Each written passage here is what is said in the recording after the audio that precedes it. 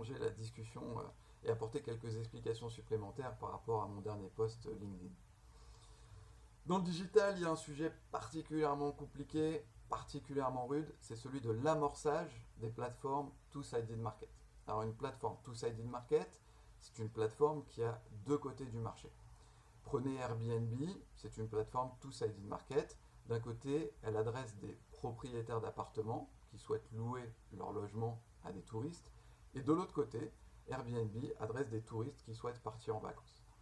Ces plateformes-là sont dans une vraie difficulté au démarrage de leur activité parce que lorsqu'elles n'ont pas un côté du marché, alors elles n'auront jamais l'autre. Et lorsqu'elles n'ont pas l'autre, elles n'auront jamais l'un.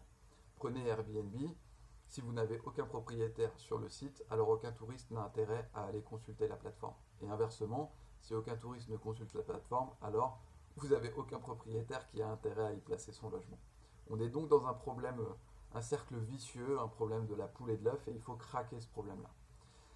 Alors historiquement, le conseil qu'on donnait à ces plateformes pour amorcer la clientèle au démarrage de leur activité, c'était de dire bloque un client d'un côté du marché et va chercher à la main d'autres clients susceptibles d'être intéressés par ce client bloqué. Ce dont je me suis aperçu, c'est que cette solution, elle est parfaitement sous-optimale. Il y a beaucoup mieux à faire, il y a même 10 fois mieux à faire.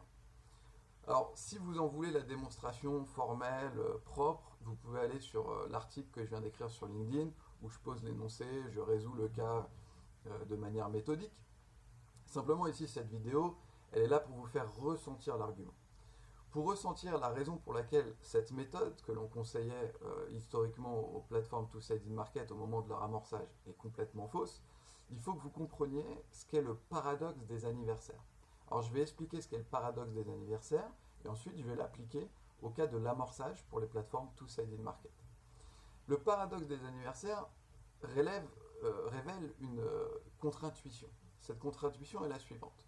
À votre avis, combien de personnes devez-vous réunir dans une pièce pour que deux d'entre elles aient la même date d'anniversaire avec une probabilité de plus d'une chance sur deux?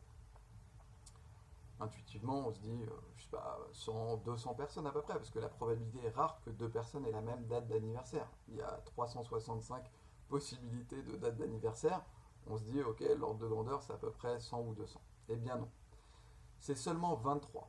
Si vous réunissez 23 personnes dans une salle, alors vous avez une chance sur deux d'avoir deux personnes parmi elles qui ont la même date d'anniversaire. C'est très contre-intuitif, mais c'est seulement ce faible nombre de personnes qui va vous permettre d'avoir plus d'une chance sur deux d'avoir deux personnes qui ont la même date d'anniversaire.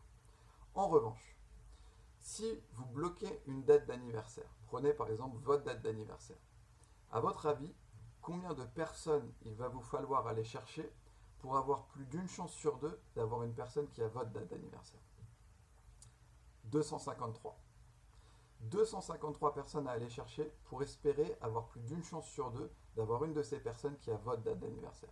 C'est très contre-intuitif parce qu'on se dit, bah attends, lorsqu'il y a seulement 23 personnes dans une salle, on a une chance sur deux d'avoir deux personnes qui ont la même date d'anniversaire, et pourtant quand je bloque ma date d'anniversaire, il va falloir que j'aille en chercher 253 pour espérer avoir plus d'une chance sur deux d'avoir une personne qui ait ma date d'anniversaire. Oui, c'est une contre-intuition, mais c'est statistique, et cette contre-intuition, il va falloir la comprendre parce que c'est exactement la raison pour laquelle on a commis cette erreur dans le conseil qu'on donnait à l'amorçage des plateformes two-sided market. Lorsqu'on conseillait aux plateformes two-sided market de bloquer un client d'un côté d'un marché, c'est comme si on avait bloqué leur date d'anniversaire et on allait leur dire, ok, bah va chercher de l'autre côté du marché quelqu'un qui a la même date d'anniversaire que toi, quelqu'un qui est susceptible d'être intéressé par toi et d'avoir la même préférence.